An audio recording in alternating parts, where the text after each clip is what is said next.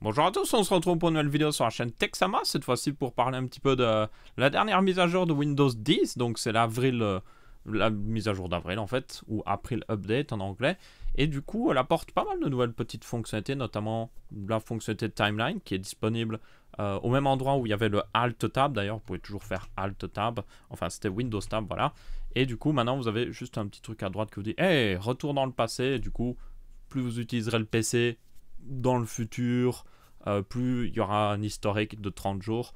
Donc, par exemple, si là, 20 jours j'avais ouvert un document, peut-être qu'il sera là en bas. Donc ça c'est plutôt intéressant. On verra ce que ça donnera au fur et à mesure. Mais pas mal de gens qui avaient déjà accès à la bêta et qui avaient testé ça étaient plutôt contents. Donc, ma foi, ça devra aller. Un autre truc aussi, c'est que comme le launcher Microsoft qui est disponible sur Android est maintenant lié à ça, vous pourrez aussi revoir ce que vous avez fait sur votre téléphone mobile, voilà plusieurs jours ou autre chose. Donc ça c'est plutôt pratique. D'ailleurs il y a plus de nouvelles fonctionnalités là, dans Windows 10 Avril Update qui justement permettent de un peu lier vos différents appareils Windows ou qui utilisent des launchers Windows en tout cas. Mais bon, le sujet de cette vidéo n'a rien à voir avec ça. Le sujet de cette vidéo c'est par rapport au son. Une des nouvelles fonctionnalités et qui est franchement dû depuis longtemps et qui est pas mal, c'est que maintenant le son est correctement géré dans le nouveau panel de contrôle. Si vous ne savez pas, dans Windows 10 et qui a été introduit dans Windows 8, il y a un nouveau panel de contrôle avec une interface plus moderne et toujours l'ancien panel de contrôle derrière caché un petit peu, qu'on peut toujours accéder un peu en traficotant toujours et qui est souvent plus complet mais plus austère. Genre, pour quelqu'un qui s'y connaît pas trop, ça peut être un petit peu rebootant. Alors que le nouveau panel est plus accessible. Personnellement, je préfère toujours l'ancien panel parce qu'il est plus performant, mais bon. Le truc, c'est que le son, lui, n'était pas du tout géré dans le nouveau panel parce qu'il n'y avait rien dans le nouveau panel. Et maintenant, ben, c'est supporté pleinement. Par contre, ça veut dire qu'à cause de ça, quand vous allez faire cette mise à jour, elle devra arriver dans quelques temps. Bon, déjà, je vous conseille d'attendre, peut-être, ça fait pas de mal d'attendre un petit peu pour la faire. C'est jamais qu'il y aurait quelques bugs. Le truc que ça va arriver, c'est que ça va remettre à zéro tous vos paramètres sonores. Enfin, ça va pas les remettre à zéro, vous aurez toujours le même volume réglé, tout ça, mais ça va recréer des nouveaux périphériques. Ça veut dire que si vous aviez réglé dans, par exemple, votre programme d'enregistrement, comme moi, OBS, voilà, c'est à l'infini maintenant, eh bien, votre micro ne va plus être détecté. Et surtout, ça va être un autre micro à la place. Enfin, genre, c'est un nouveau micro, mais avec le même nom que l'ancien micro. C'est toujours un petit peu spécial. C'est un peu comme quand vous débranchez un casque dans Windows et que vous le rebranchez sur un autre port USB. Il considère que c'est un nouveau périphérique, mais avec exactement le même nom.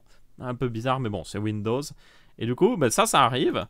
Et un autre truc qui arrive, et ça, vous devrez faire attention, peut-être pas chez tout le monde, mais dans les paramètres Windows, vous avez un onglet confidentialité. Et dans l'onglet confidentialité, vous avez un onglet microphone. Et du coup, maintenant, le changement qui a été opéré dans Windows, et c'est un bon changement, c'est que maintenant, vous pouvez vraiment dire à tous les programmes, pas juste les applications Windows 10 qui sont dans le Microsoft Store, vraiment tous les programmes Windows qui ne peuvent pas, par exemple, accéder au micro. Le problème, c'est que quand vous faites la mise à jour, ça, en tout cas, moi, ça s'est mis par défaut en non activé. Et contrairement à avant, en fait, ce paramètre ne concernait que les applications Windows 10. Et maintenant, ça concerne tout le PC.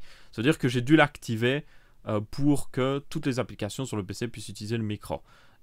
Et donc là, vous pouvez toujours désactiver les apps Windows 10, dire « Ah ben Twitter, non, t'as pas accès à mon micro.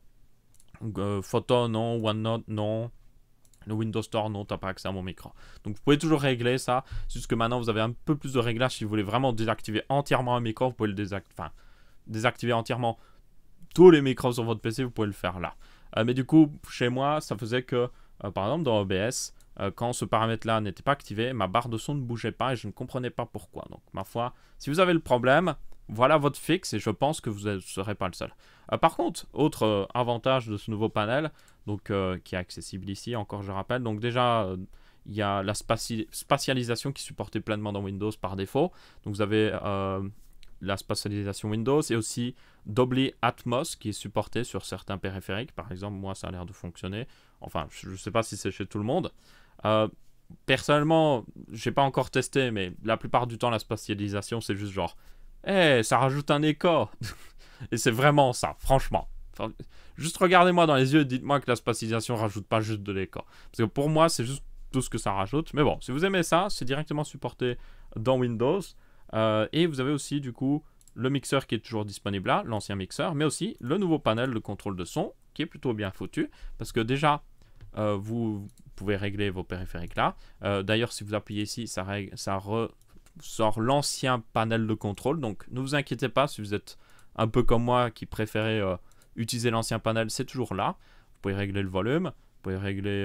alors là, par contre, avec les micros, je sais pas pourquoi il n'y a jamais le volume qui est indiqué, mais bon, c'est pas grave. Vous pouvez régler encore une fois le volume par ici, de toute manière. Et aussi, un truc qui est vraiment bien, vous avez ce nouveau panel qui vous permet de régler le son pour chaque application. Donc, exactement, je sais pas pourquoi il n'était pas sans lui.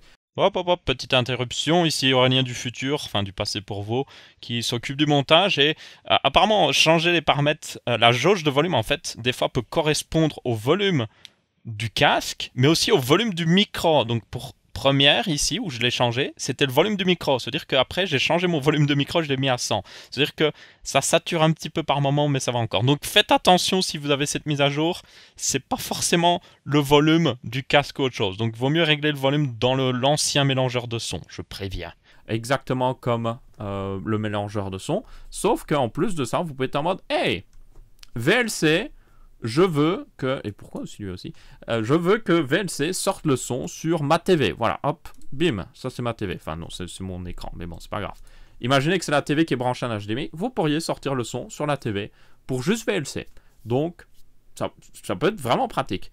Ça, c'était possible avant, mais seulement avec des applications tierces ou des programmes tierces. Donc, le fait que ce soit supporté pleinement dans Windows par défaut maintenant, c'est vraiment génial. Et vous pouvez faire ça aussi pour le micro. Donc, vous pourriez dire, ah bah, sur Skype, toi, tel programme, et c'est ça qui est vraiment bien. Alors, sur OBS, par exemple, je peux sélectionner le micro que je veux, parce que c'est un programme vraiment fait pour ça.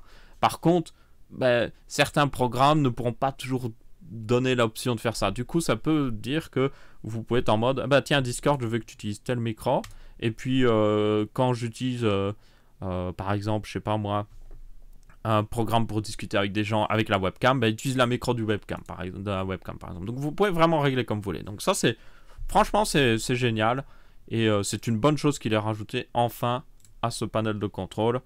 Donc c'est juste que un peu dommage que ça casse tout. Donc voilà.